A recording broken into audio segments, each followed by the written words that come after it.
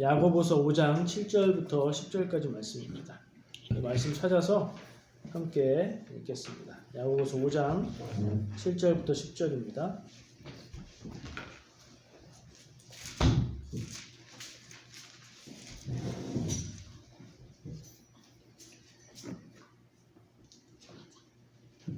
야고보서 5장 7절부터 10절 말씀입니다. 찾으셨어요? 자, 같이 읽어볼게요. 시작. 그러므로 형제들아, 주께서 강림하시기까지 길이 참으라. 보라, 농부가 땅에서 나는 귀한 열매를 바라고 길이 참아 이른 비와 늦은 비를 기다리나니 너희도 길이 참고 마음을 굳건하게 하라. 주의 강림이 가까우니라. 형제들아, 서로 원망하지 말라. 그리하여야 심판을 면하리라. 보라, 심판주가 문 밖에 서 계시느니라. 형제들아, 주의 이름으로 말한 선지자들을 고난과 오래 참음의 본으로 삼으라. 아멘. 말씀을 처음 딱 읽으셨잖아요. 한번 딱 읽으면 이게 무슨 얘기일까 하는데 이게 다가오는데 좀 시간이 걸려요. 근데 다시 보고 다시 보면 무엇을 얘기하는지가 들어오고 그 다음에 이제 강조점이 보이기 시작해요. 근데 이 말씀을 한 번만 읽어도 저는 강조점이 딱 보이더라고요. 그런 경우가 있는데 너무 티나게 같은 얘기를 반복하고 있을 때 그렇죠. 보이세요? 한번 눈으로 보세요. 뭘 강조하고 있는 내용이죠? 참으란 얘기죠. 참으라. 근데 어떻게 참으래요? 그냥 참는 게 아니에요. 길이 참으라고 되어 있어요. 그렇죠? 길이 참으라는 똑같은 표현도 반복되고 있고 오래 참는다는 표현으로도 나오고 있죠. 근데 같은 말이에요. 길이 참아라. 길이가 무슨 말이에요? 길게 참으라는 얘기예요. 오래 참으라는 얘기예요. 똑같은 말인데 표현만 다르게 한 거예요. 근데 오늘 말씀의 주제를 한마디로 얘기하면 오래오래 참아라 하는 얘기네요. 그럼 뭘 위해서 무엇을 참으라는 얘기인지를 우리가 찾으면 될 것 같아요. 자, 오늘 말씀을 나누기 위해서 저는 한 가지 표현을 생각해 봤어요. 성경 말씀에 있는 내용이지만 다른 데서 나오는 말씀이에요. 누가 한 얘기인지 잘 생각해 보세요. 성경에 나오는 말이고요. 출애굽기에 이스라엘 백성을 향해서 젖과 꿀이 흐르는 땅으로 인도한다고 누가 말했어요? 누가 말했죠? 보기를 드릴게요. 1번 모세가 말했다. 2번 아론이 말했다.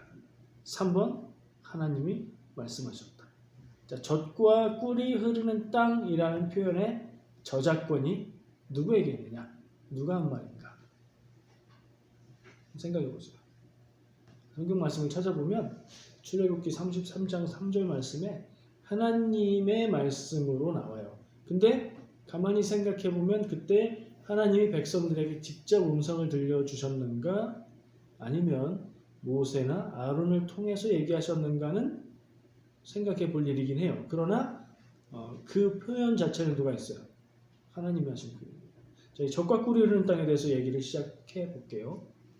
익숙하시죠? 젖과 꿀이 흐르는 땅으로 내 백성을 데리고 가겠다 이런 표현들을 하시는데 그게 무슨 뜻이에요? 젖과 꿀이 흐르는 땅.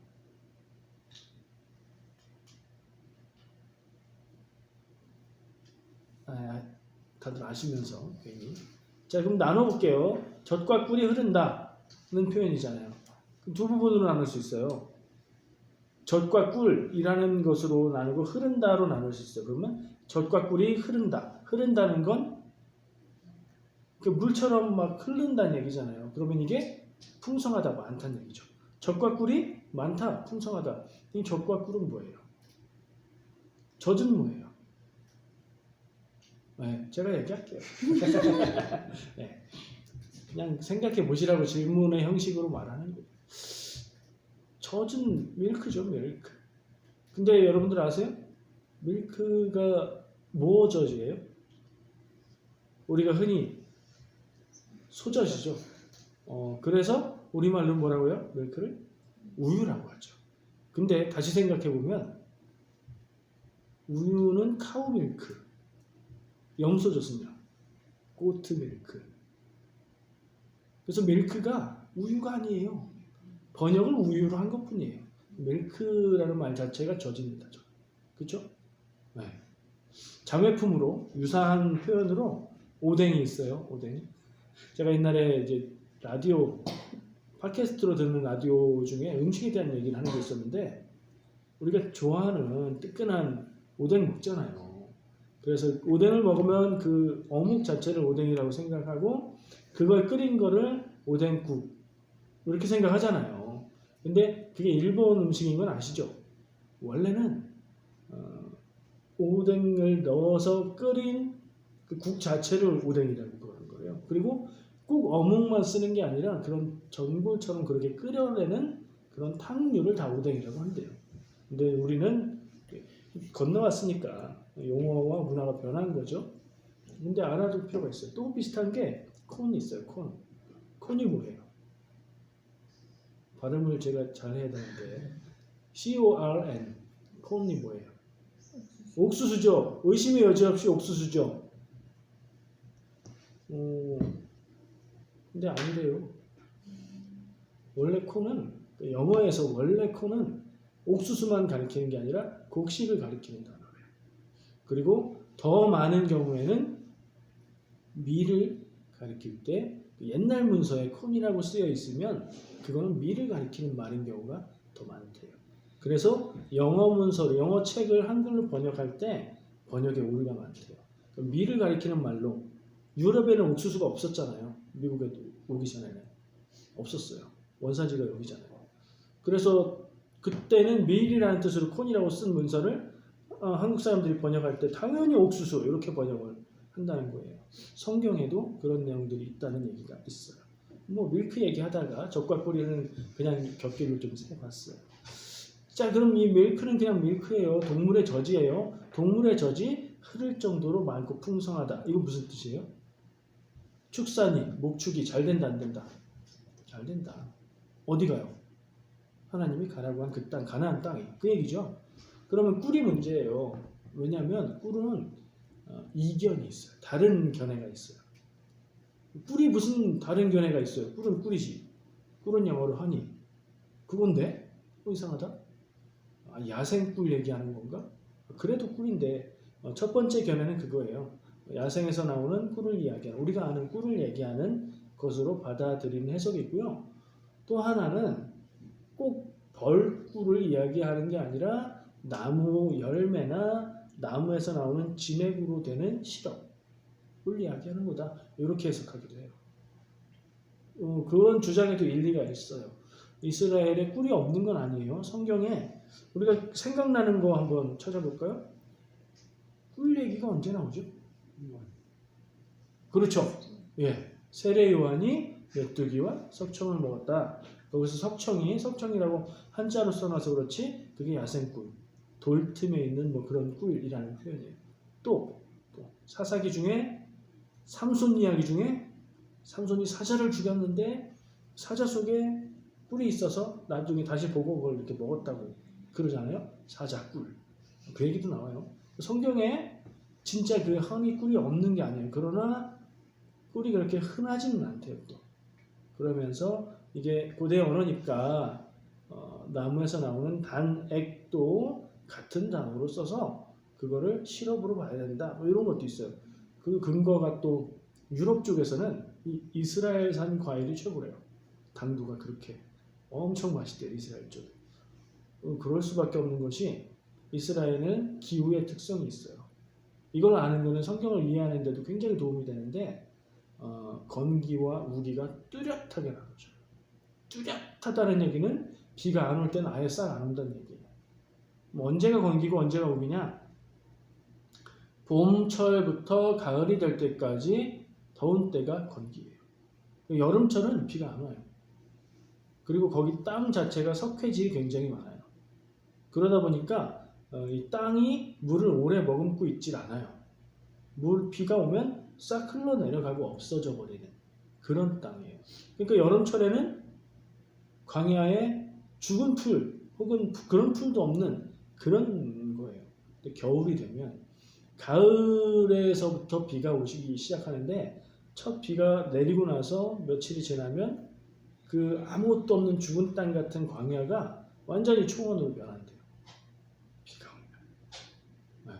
이게 이스라엘의 특징인데, 자, 우리가 젖과 꿀이 흐르는 땅으로 얘기 시작했어요. 젖과 꿀이 흐르는 땅. 꿀을 진짜 꿀로 보든 시럽으로 보든 그것은 결국에 농사가 잘 된다는 말로 해석할 수 있어요.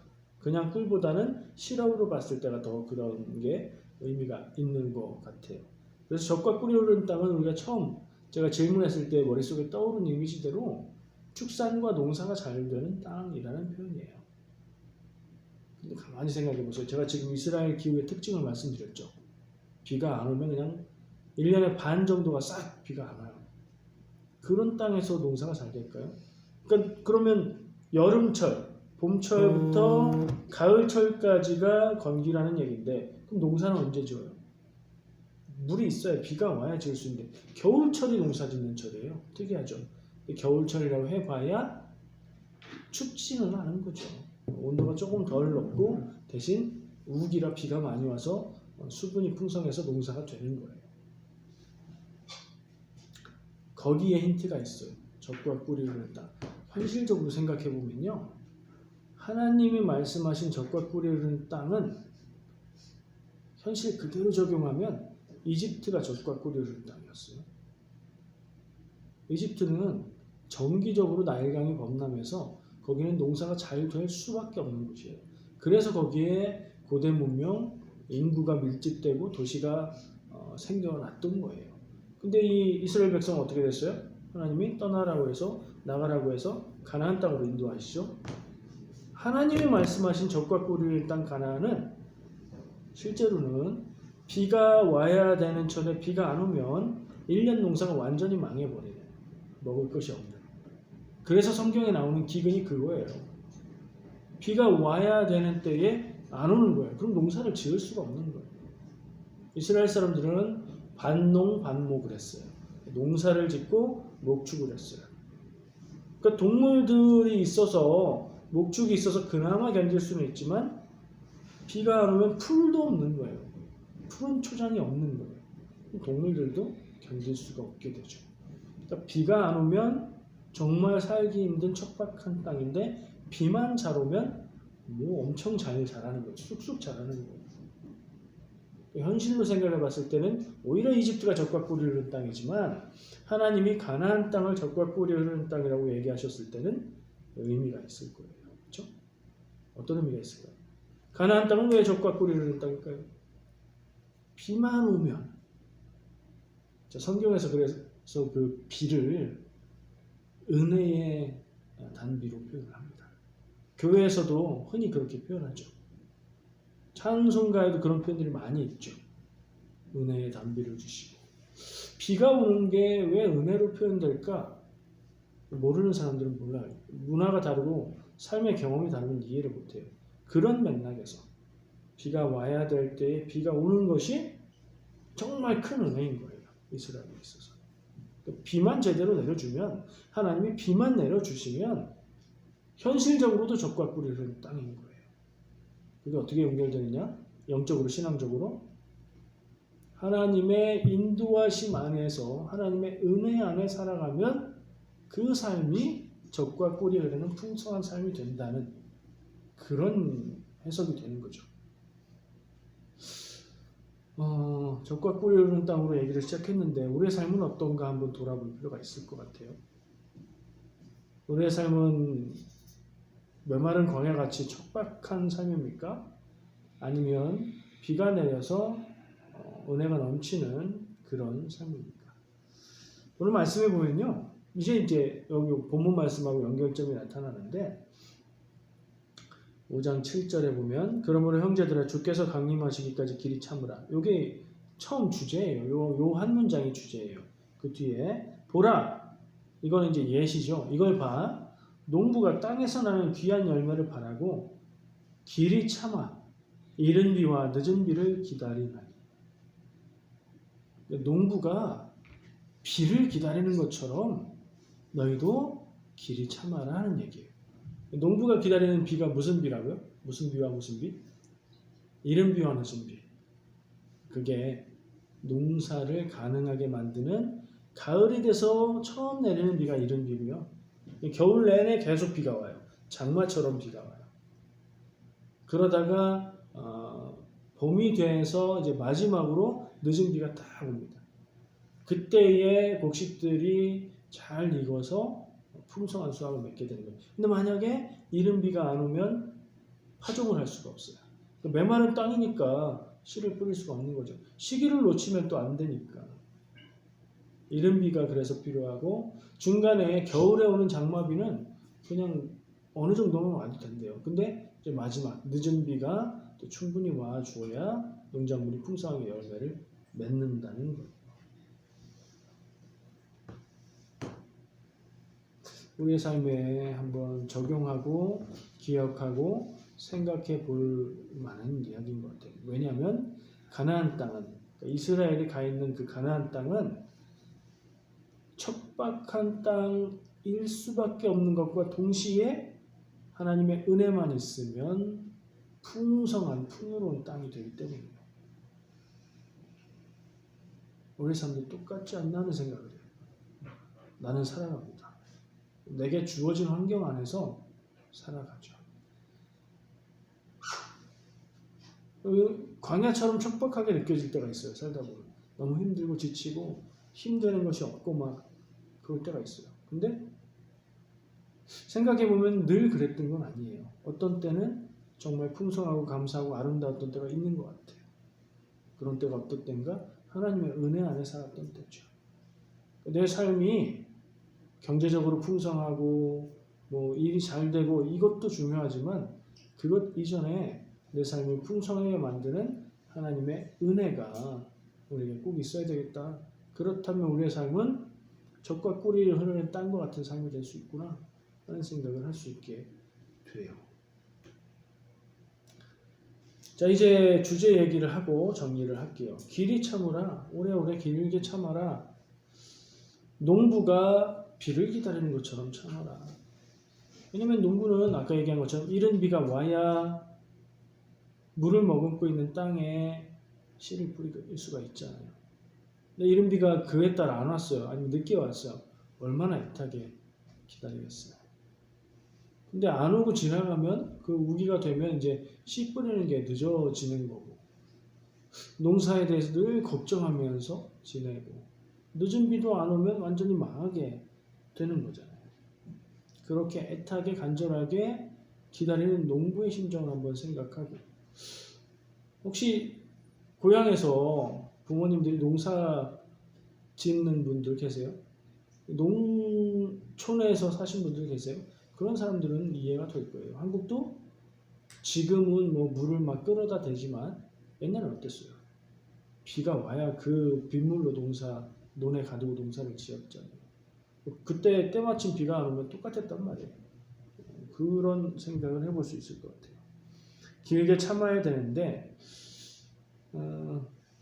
이런 생각을 해봤어요. 길이 참아라는 주제를 생각하면서 왜 길이 참으라고 할까? 꼭 길이 참아야 되는 건가? 기다리는 게 안 오니까 참아야 되는 거구나. 무슨 얘기냐면 길이 참으라고 강조한다는 건 기다리는 일이 금방 안 온다는 얘기예요. 우리가 애타게 찾고 애타게 기다리는 일의 결과가 금방 나한테 주어지지 않는다는 거예요. 중요한 일일수록 그렇고요. 어려운 일일수록 그런 것 같아요. 우리의 삶의 경험과 일치하는 것 같아요. 그렇지 않으세요? 아무리 가치 있는 거라도 쉽게 얻어지면 우리가 그 가치를 그렇게 기뻐하지 않아요. 그렇죠? 근데 별거 아닌 거라도 정말 잘 안 되고 그러다가 오래오래 참고 기다리고 노력해서 그걸 얻으면 그건 굉장히 기쁘죠. 그런 생각을 해볼 수 있을 것 같아요. 근데 여기서는 무엇을 길이 참으라고 하는지 한번 집중해 봐야 돼요. 그냥 참으라는 얘기가 아니니까요. 화나는 걸 참으라는 얘기가 아니에요. 말씀을 한번 돌아가서 볼 필요가 있는데요. 계속해서 하는 얘기가 하나 또 있어요. 8절에 보면 뭐가 가깝대요? 주의 강림이 가깝다. 지금 야고보서는 서신서잖아요. 서신서는 초대교회 때, 초기 교회 때 성도들에게 쓰여진 편지죠. 그러니까 이때의 성도들은 지금 예수님이 다시 오실 것을 기다리면서 사는 사람들이에요. 우리도 그렇지만 지금까지 이럴 줄 몰랐죠. 이 사람들도. 근데 이때쯤 되면 아마도 이걸 길이 참아라 라고 얘기할 만큼 좀 오래됐나 봐요. 주님이 오심을 기다리면서 사는데 그것을 이른 비와 늦은 비 오는 것처럼 그렇게 간절히 기다리면서 사는데 그래서 그 믿음과 그 기다림으로 삶의 고단함과 그때는 박해도 받았잖아요. 박해들을 견디면서 사는데 너무 오래 가는 거예요. 그러면 어떻게 될까요? 두 가지 현상이 나타날 수 있어요. 굉장히 막 기다리고 고대하고 하는 일이 분명히 있는데 오래도록 이루어지지 않고 그래요. 너무 오래 기다려요. 그럼 어떻겠어요? 여러분들 뭐 기다리면서 사세요? 전에 했던 얘기들하고 많이 겹쳐서 제가 한번 예를 적어봤어요.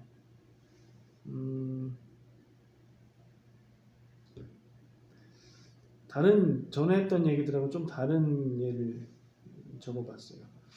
남편이 아내가 변하기를 기다리고 아내가 남편이 변하기를 기다릴 수 있어요. 어떠세요, 여러분들은? 마음속에 그런 간절한 소원이 있으세요, 없으세요? 아내가 좀 이렇게 변했으면, 남편이 좀 이렇게 변했으면.